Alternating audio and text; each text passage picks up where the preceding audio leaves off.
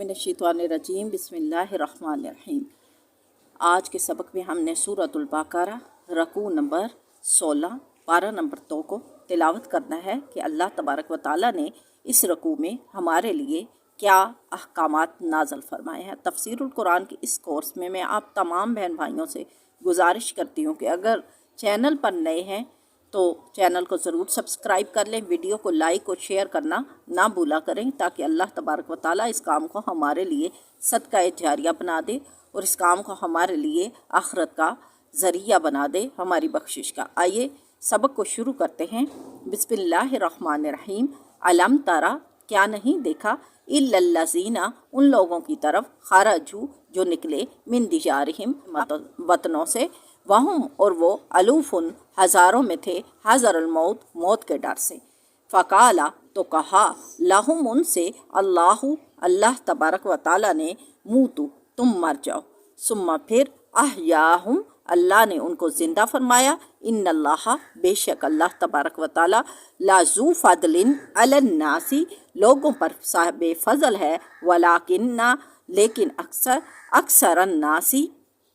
ला यशकुरून, अक्सर लोग इस बारे में शऊर नहीं रखते। अब अल्लाह तबारक व ताला यहाँ पर बनी इसराइल की एक जमात के बारे में ज़िक्र करते हुए फरमा रहे हैं जिनके दरमियान में ताऊन की बीमारी आई और इन्होंने बीमारी के खौफ से या मौत के डर से अपनी बस्तियों को छोड़ दिया और जंगलों की तरफ भाग निकले। बाहुक्म इलाही वहाँ पर पहुँचते ही सब के सब मारे गए। फिर हज़रत हज़कील अलैहिस्सलाम की दुआ से इनको दोबारा ज़िंदा किया गया और ये लोग फिर मुद्दतों तक दोबारा ज़िंदा रहे। अब अगली आयत में अल्लाह तबारक व ताला फरमा रहे हैं, वक़ातिलू, और लड़ो, फ़ी सबीलिल्लाहि, अल्लाह तबारक व ताला की राह में, वअलमू, और जान लो, अन्नल्लाह, बेशक अल्लाह, समीउन, सुनने वाला, अलीमुन, जानने वाला है। यहाँ पर जहाद का हुक्म देते हुए अल्लाह तबारक व ताला फरमा रहे हैं कि अल्लाह की राह में लड़ो कि अल्लाह सुनने और जानने वाला है। अगली आयत में अल्लाह तबारक व ताला अपनी राह में खर्च करने के बारे में फरमाते हैं, मन जल्लज़ी, कि कौन है वो शख्स, युक़रिदुल्लाह, कि जो कर्ज दे, कर्दन हसनन, कर्ज़ हसना, फ़युदाइफ़हु, तो पस लौटा दे अल्लाह तबारक व ताला उसको, लहू अदआफ़न कसीरा, उसको दुगना और चुगना करके, वल्लाहु, और अल्लाह, यक़बिदु व यबसुतु, तंग करता है और कुशादा करता है रिस्क को, व इलैहि तुरजाऊन, और उसी की तरफ लौट के तुमको जाना है। अब यहाँ पे अल्लाह तबारक व ताला अल्लाह की राह में खर्च करने को कर्ज़ हसना से ताबीर दे रहे हैं, क्योंकि यहाँ पर अल्लाह तबारक व ताला ने कहा कारदन हसना, इससे मुराद के कर्ज़ हसना इसको मुराद लिया गया और इसकी कमाल मेहरबानी अल्लाह तबारक व ताला की तरफ से ये है कि अल्लाह तबारक व ताला ने बंदे को खुद ही माल अता फरमाया और मालकियत से नवाजा, और जब बंदा मालिक बन गया तो फिर उसे हुक्म दिया कि अब अल्लाह की राह में खर्च करो ताकि अल्लाह तबारक व ताला तुम्हारा ये माल तुम्हें दुगना दोबारा लौटा कर दे। अब इसमें ये माशियत इलाही है कि जब इंसान को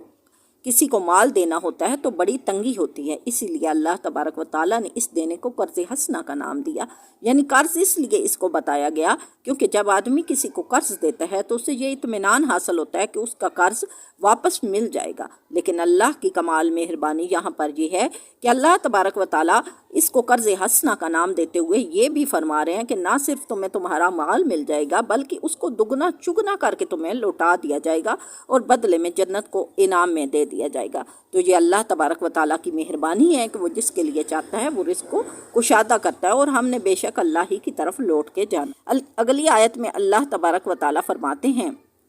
अलम तरा, क्या नहीं देखा, इल्लल मलाई, उन सरदारों की तरफ, मिन बनी इसराइल, के जो बनी इसराइल के थे, मिन बाद मूसा, मूसा के बाद, इस जब कालू, वो कहने लगे, लिनबीयिन, अपने नबी से, लहुम मुबअस, कि तू हमारे लिए मुकर्रर कर, लाना, हमारे लिए, मालिका, बादशाह, यानी हमारे लिए कोई बादशाह मुकर्रर कर, नुकातिल, के वो लड़े, फ़ी सबीलिल्लाहि, अल्लाह की राह में। अब यहाँ पे अल्लाह तबारक व ताला बनी इसराइल के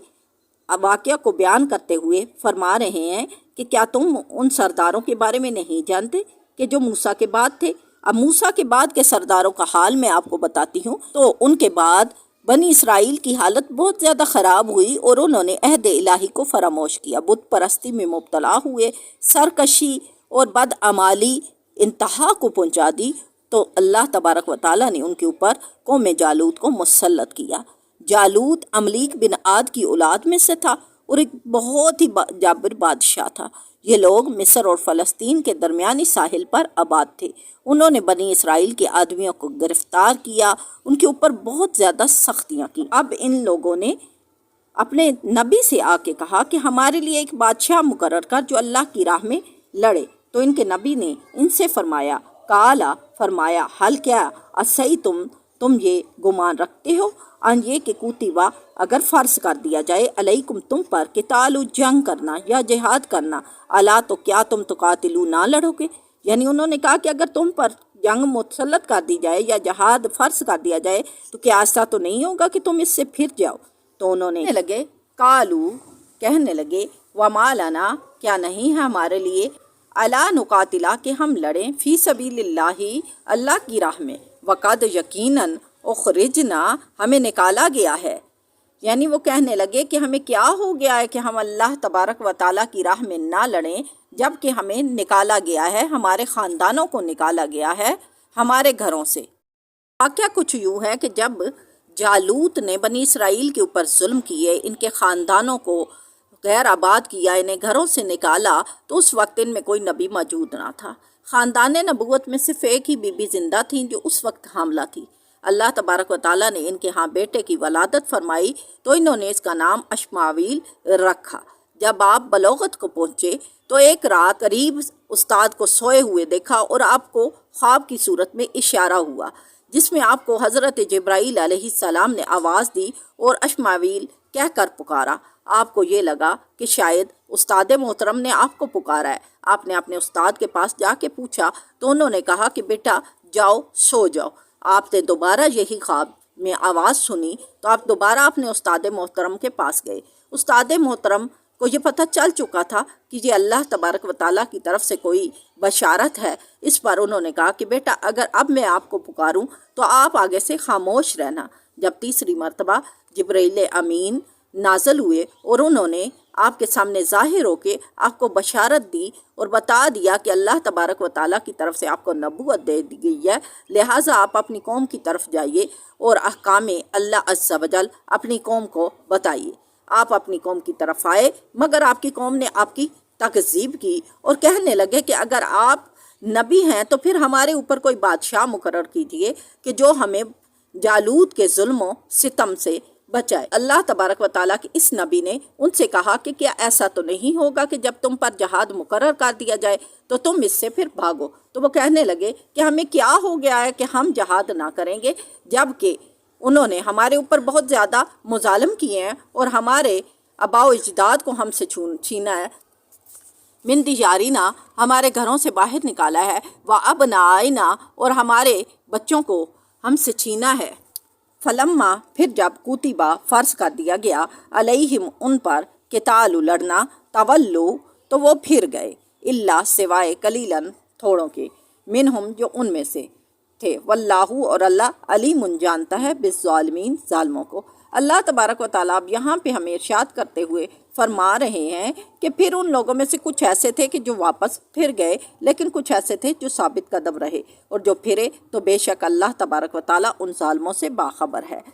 پھر اللہ تبارک و تعالیٰ اگلی آیت میں فرماتے ہیں وقالا اور کہا لہم ان سے نبیہم ان کے نبی نے، ان اللہ بے شک اللہ تبارک و تعالیٰ قد یقیناً بعث اٹھاتا ہے لکم تمہارے لیے طالوت کو مالکا بادشاہ بنا کے، یعنی اللہ تبارک و تعالیٰ تمہارے لیے طالوت کو بادشاہ مقرر فرماتا ہے۔ اس پر وہ لوگ کہنے لگے کالو کہنے لگے آنا کیوں کار یکون ہوگا لہو وہ ملک بادشاہ علینا ہم پر، یعنی وہ کہنے لگے طالوت ہم پہ کیسے بادشاہ ہو سکتا ہے، وَنَحْنُ اور ہم احق زیادہ حقدار ہیں بھی ملکی بادشاہی کے، منہ اس سے اب وہ آگے سے سوال کرنے لگے کہ بھلا طالوت ہمارے اوپر کیسے بادشاہ مقرر ہو سکتا ہے، ہم تو خود اس بادشاہی کے حقدار ہیں، اور اس کی وجہ یہ ہے کہ یعنی ہمارے سامنے جو ہے وہ طاقت میں کمزور ہے، یعنی گروہ میں کمزور ہے، مال میں کمزور ہے، اور ہم اس سے زیادہ مال والے ہیں اور اس سے زیادہ قبیلے والے ہیں۔ تو بنی اسرائیل کے سرداروں نے کہا کہ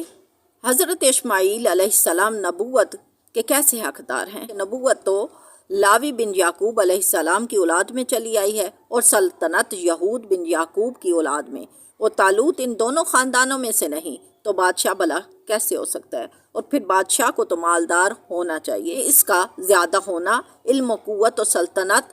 میں زیادہ ہونا چاہیے۔ تو اس پر اللہ تبارک و تعالیٰ نے فرمایا کہ بے شک اللہ تبارک و تعالیٰ نے اسے جسم تم سے زیادہ عطا فرمایا، اور اس کا ذکر اللہ تبارک و تعالیٰ نے اگلی آیت میں یوں فرمایا، قالا فرمایا اللہ تبارک و تعالیٰ نے، ان اللہ بے شک اللہ تبارک و تعالیٰ ہستفاہ منتخب کرتا ہے علیکم تم پر، وزادہ اور اسے زیادہ عطا کیا، بسطاطن قوت، فی العلمی اور علم، والجسمی اور جسم، یعنی اللہ تبارک و تعالیٰ فرماتے ہیں کہ اللہ نے ان کو منتخب فرمایا تمہارے اوپر بادشاہ، اور اسے زیادہ کر دیا تمہارے سامنے قوت میں، علم میں اور جسم میں۔ واللہ اور اللہ یوتی عطا کرتا ہے ملکہ بادشاہت من جس کو یشاء وہ چاہتا ہے، واللہ اور اللہ واسع وسعت والا ہے، علیم جاننے والا ہے۔ پھر اللہ تبارک و تعالیٰ نے اس کے اوپر انہیں دلیل دی اور کہا کہ اللہ ہی کی بادشاہی ہے، اور وہ اپنی بادشاہت میں سے جس کو چاہتا ہے بادشاہت عطا فرماتا ہے، کیونکہ وہ سننے اور جاننے والا ہے۔ پھر اللہ تبارک و تعالیٰ اگلی آیت میں فرماتے ہیں، وقالا تو کہا لہم ان سے نبیہم ان کے انا بے شک آیاتا نشانی ہے ملک ہی اس کی بادشاہت کی، ان یہ کہ یاتی یکم وہ لائے گا تمہارے پاس تابوت فی ہی جس میں سکینتن اطمینان ہوگا، من ربکم تمہارے رب کی طرف سے، و باقی یاتن اور باقی مما جو تارکا چھوڑ گئے، آل موسیٰ کی آل، و آل ہارونا اور ہارون کی آل، تحملہ اور اٹھائے ہوں گے اس کو ملائکہ فرشتے، انا بے شک فی میں ذالک ہیں لآیاتن نشانیاں، لکم تمہارے لیے، ان اگر کنتم تم ہو مؤمنین مومن۔ اب یہاں پر اللہ تبارک و تعالیٰ نے ان کو بتا دیا کہ تمہارے لیے جو نبی بنایا گیا ہے اس کی نشانی یہ ہے کہ تمہارے پاس وہ تابوت جو تم کھو چکے تھے تمہیں واپس دے دیا جائے گا، وہ لے کے آئے گا، اور یہ وہ تابوت ہوگا کہ جس کے اندر تمہارے لیے اطمینان ہوگا۔ اب اس تابوت کی کہانی کچھ اس طرح سے ہے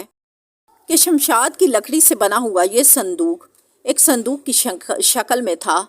جس کا طول 3 ہاتھ اور عرض 2 ہاتھ کا تھا۔ اس کو اللہ تبارک و تعالیٰ نے حضرت آدم پر نازل فرمایا۔ اس میں تمام انبیاء السلام کی تصاویریں تھیں، ان کے مساکن اور مکانات کی تصاویر میں آخر میں حضرت رسول صلی اللہ تعالیٰ علیہ وآلہ وسلم کی دولت سرائے حضرت آدم سے لے کے حضرت موسیٰ اور پھر حضرت ہارون، اور اس کے ساتھ ساتھ آگے یہ نسل در نسل منتقل ہوتا رہا۔ چنانچہ اس تابوت میں الواح توریت کے ٹکڑے بھی تھے، اور حضرت موسیٰ علیہ السلام کا عصا اور آپ کے کپڑے اور آپ کے نالین، ہارون علیہ السلام کا امامہ اور ان کا عصا اور تھوڑا سا منسلوہ بھی اس میں تھا۔ تو اللہ تبارک و تعالیٰ نے اس کو نسل در نسل منتقل فرمایا۔ اس سے بنی اسرائیل جو ہے مختلف قسم کے کام لیتے، مثلا جنگوں میں اس کو اپنے ساتھ رکھتے تو ان کے دلوں کی تسکین رہتی۔ آپ کے بعد یہ تابوت بنی اسرائیل میں چلتا آیا، جب انہیں کوئی مشکل در پہ رکھ کیا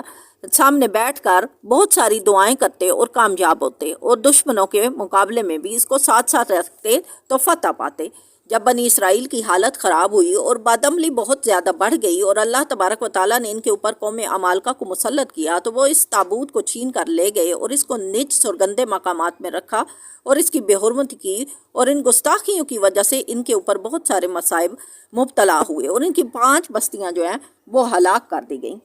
جب ان کے اوپر یہ تمام اللہ تبارک و تعالیٰ کی طرف سے ہلاکت آئی تو انہیں اس بات کا یقین ہوا کہ یہ بربادی صرف اس تابوت کی وجہ سے ہے، لہٰذا انہوں نے اس تابوت کو ایک بیل گاڑی پر رکھ کر بیلوں کو چھوڑ دیا، اور فرشتے اس کو اٹھا لے گئے اور بنی اسرائیل کے سامنے طالوت کے پاس لائے، اور اس تابوت کا آنا ہی بنی اسرائیل کے لیے طالوت کی بادشاہی کی نشانی قرار دیا۔ بنی اسرائیل یہ دیکھ کر اس کی بادشاہی کے مقرب ہوئے اور جہاد کے لیے پھر آمادہ ہو گئے۔ تو اللہ تبارک و تعالیٰ نے اس تمام آیت میں یہ تمام واقعہ بیان فرمایا۔ آئیے آج کے رکوع کا جائزہ لیتے ہیں کہ آج کے رکوع میں ہم نے کیا سیکھا۔ سب سے پہلے ہم نے ان لوگوں کے بارے میں معلوم کیا کہ جو لوگ موت کے ڈر سے اپنے گھروں سے باہر نکلے تو موت نے ان کا پیچھا کیا، اور پھر حضرت حزقیل علیہ السلام کی دعا پر انہیں زندہ کیا گیا، اور پھر وہ دوبارہ مدتوں تک زندہ رہے۔ پھر اللہ تبارک و تعالیٰ نے جہاد کے بارے میں فرمایا کہ اللہ کی راہ میں لڑو، اور ساتھ ہی قرض حسنہ کا حکم بھی دیا کہ اللہ کی راہ میں خرچ کرو تاکہ اللہ تبارک و تعالیٰ تمہیں دگنا اور چگنا مال عطا فرمائے۔ پھر بنی اسرائیل کے سرداروں کا ذکر کرتے ہوئے اللہ تبارک و تعالیٰ نے اس تمام واقعہ کے بارے میں روشنی ڈالی جو میں نے ابھی آپ کو سنایا، کہ ان کے سرداروں نے اپنے نبی سے کہا کہ آپ ہمارے لیے کوئی بادشاہ مقرر کریں، اور بادشاہت مقرر کرنے کی وجہ یہ تھی کہ جالوت جو بادشاہ ان پر مقرر تھا یہ ان پر بہت مظالم کرتا، ان کو گھروں سے نکالتا، ان کے باپ اور بچوں کو ان سے جدا کر دیتا، اور ان کے اوپر بہت ساری سختیاں کرتا، اور بہت سے شاہی خاندانوں کے لوگوں کو گرفتار کر لیتا۔ تو اللہ تبارک و تعالیٰ نے ان کے اوپر جہاد کو فرض کیا، اور ان کے نبی کو حکم دیا کہ ان کے اوپر طالوت کو بادشاہ مقرر کر دیا جائے۔ جب طالوت کی بادشاہت کا انہوں نے سنا تو یہ سوال کرنے لگے کہ بھلا طالوت کس طرح سے حقدار ہو سکتا ہے بادشاہت کا، جبکہ وہ مال اور وسعت میں ہمارے سے کم ہے، اور قبیلہ اور نسب اس کا کمزور ہے۔ تو اللہ تبارک و تعالیٰ نے یہ حکم دیا کہ اللہ تبارک و تعالیٰ نے اس کو منتخب کیا، اور وہ زیادہ ہے تمہارے سامنے قوت میں، جسم میں اور مال میں، اور اللہ کی بادشاہت ہے، وہ جس کو چاہتا ہے بادشاہت عطا فرماتا ہے۔ اور پھر اللہ تبارک و تعالیٰ نے ان کے سامنے تابوت سکینہ کو لا کر اس کی نشانی دی کہ طالوت ہی ان کے اوپر بادشاہ مقرر ہوا ہے۔ اللہ تبارک و تعالیٰ ہم سب کو علم دین سیکھنے، سمجھنے اور عمل کرنے کی توفیق عطا فرمائے۔ صلی اللہ تعالیٰ علی محمد۔